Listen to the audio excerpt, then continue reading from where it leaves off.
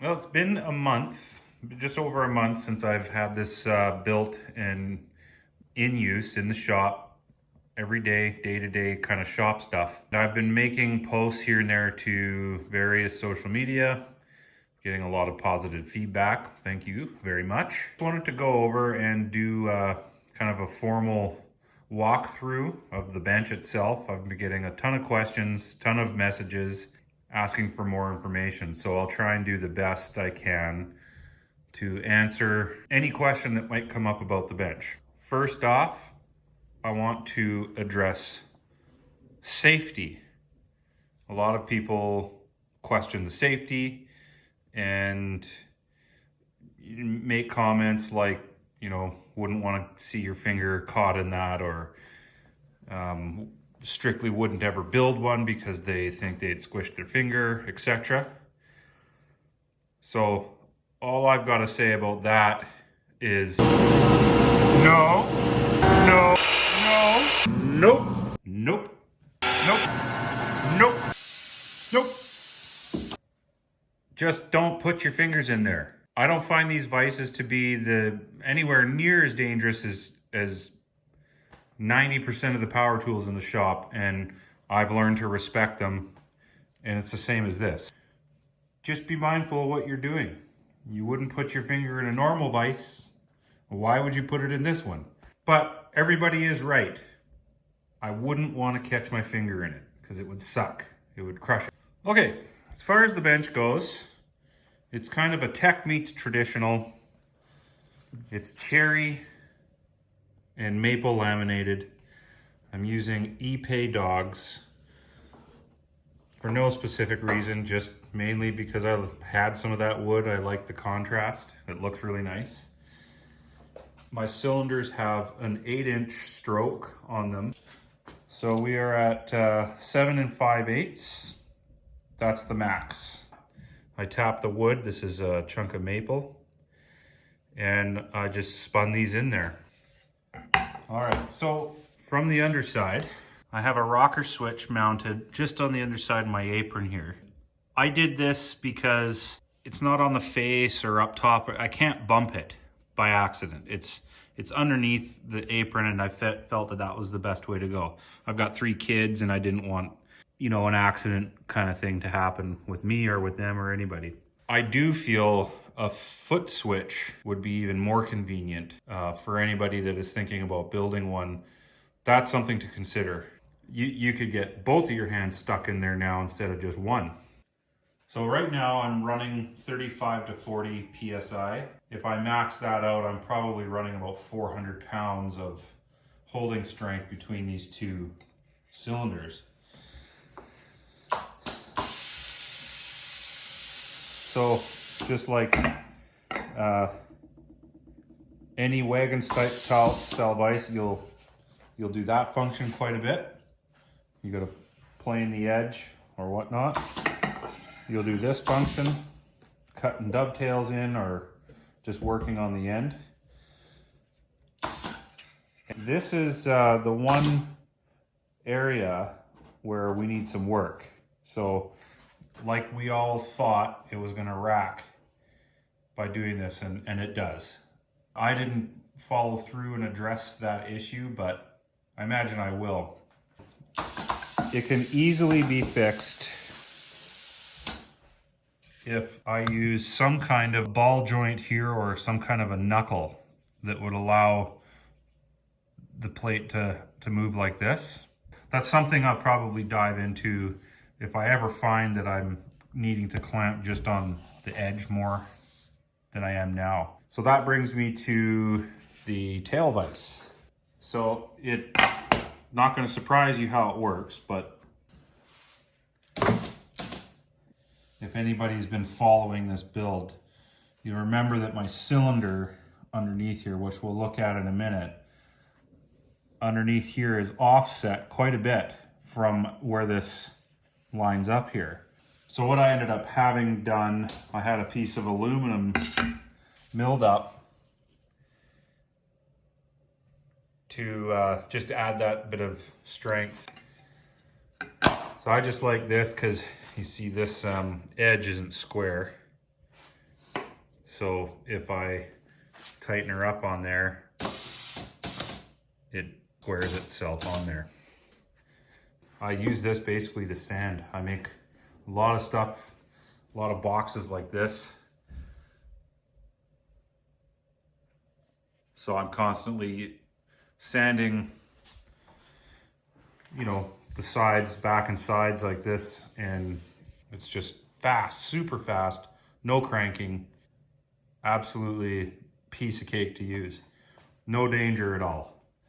Well, maybe a tiny bit. All right, so I'll take you through the underside. We're gonna look under the skirts here. First off is the connection. Pretty basic connection. You can get any of this stuff from your box store or whatever. This is all 1/4 inch national pipe thread. And I've just got a valve here, so when I'm out, if I remember, I can shut the air off to the system right here, or I can just remove that. There is a little bit of air in the lines, so even right now you could go actuate it again. So if I just bleed out the air, now it's dead, it's dry. Connect this back. Now the system is pressurized once again. First off, here's my aluminum block, and it is threaded for the, this is actually a metric thread. It was a pain in the butt, but we got her done. There's no fancy mounts, it's just a couple of maple blocks that go into the cylinder. This hardware was already on the cylinder itself. I didn't have to source it out or anything. This cylinder is it's a metric cylinder, so here's a big problem I encountered. This is BSP, British Standard Pipe Threading, versus what we would have in North America is NPT, National Pipe Threading. I had leaks, I couldn't figure it out, and anyways, I ended up, through some research, figuring out that that's why. So they thread in, it looks the same, but they are different. So anybody who's thinking about doing this, just stick with NPT thread. As far as the electrics go, it's just one plug, 3-pronger, and it's just, I got this on a switch. And I haven't really shut it off yet, but I do have the ability to do that. We're not going to talk about that little cut in my leg, but it happened. This is the tail vise. It's a 3-inch bore, 12-inch stroke. This here is the valve and solenoid setup. This is a 5-way, 1, 2, 3, 4, 5. 3-position valve with closed centers. What that allows is when I'm toggling, I can feather it. And you see, all right. Let's talk about the bore size. This is definitely overkill, way overkill. Is huge. You do not need something this big to hold woodworking pieces down. However, I will talk about how this is an important safety feature as well usability. So I run, like I said, 30 to 40 PSI seems to be a sweet spot for this. What happens is when you toggle in, air arrives here, it starts pushing the valve that way. So if you're running whatever PSI, 30, 40, 100, it doesn't matter. The bigger bore and stroke you have, the longer it's going to take for that cylinder to become fully pressurized to whatever pressure you're running. So in my case, say 35. What that enables me to do is, as soon as the workpiece is touching, say now it's touched, this might only be charged to now, say 5, 10 PSI. So I have the ability to sort of feather this until I reach that max PSI. So I'll try and demonstrate this a little bit further. So here is a little thin strip of cherry, so it's teeny tiny. You'd probably never need to clamp this, but just for demonstration purposes, I'll show you how we can control the pressure that you put on the workpiece.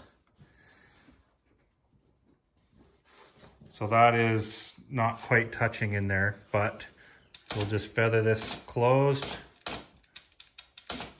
Okay, so you can get an idea of how it's not always just putting a ton of pressure on there.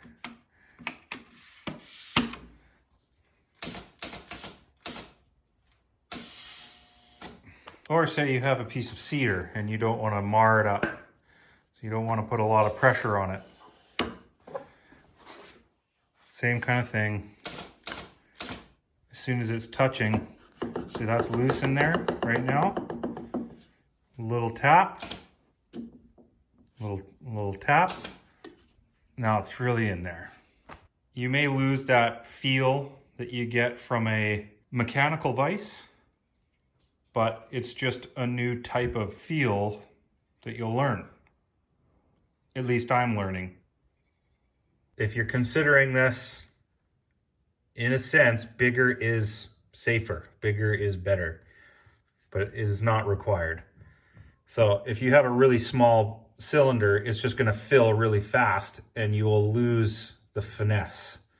So the electrical, it looks like a rat's nest, it kind of is, but I will provide a drawing to that, which I'll put up in this video as well. Here is the wagon style. Same principle, same type of function, but we've got 2 cylinders.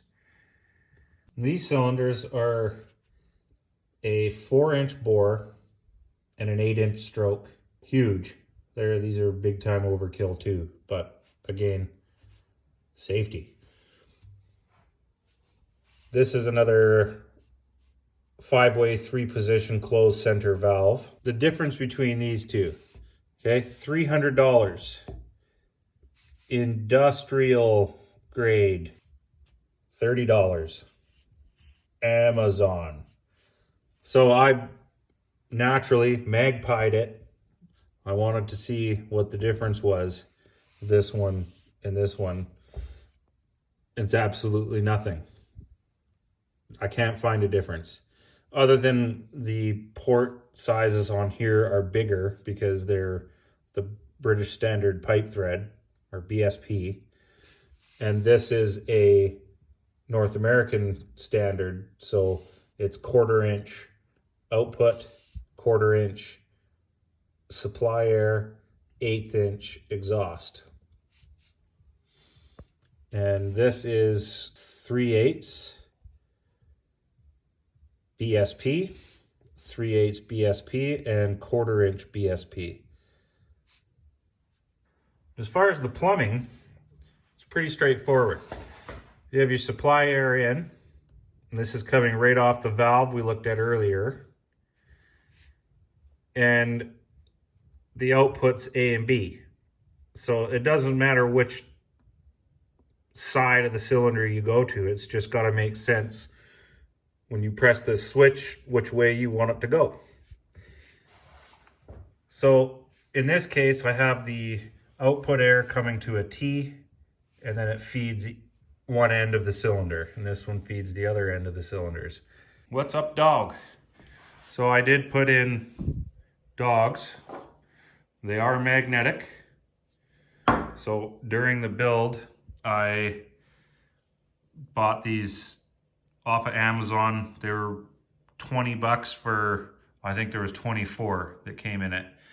I broke pretty much every one of them trying to put them in here, but it doesn't really change the function of the magnet itself. And if I was to do a do-over, I wouldn't use Ipe. It's too heavy. I would use something like maple that's probably half the weight of this stuff. But they do hold in there quite nicely. I haven't had any fallout yet, but If I was to do it again, I would use a different wood. I wouldn't use that. Even walnut would be fine. So I said I would be completely transparent on the pros and cons. So here are the cons for me. Con number one, I get that little bit of racking in here. I do think I can fix it, but again, I don't know. I'll leave that up to somebody else to implement. Con number two, I have to listen to this thing go off once a day, and it's loud, and I hate it. Okay, I want to show you how fast this works. So let's say I wanted to sand all four sides of this, okay? Just like normal, dog goes up, clamped in there, sand away, flip, clamp, sand, sanding.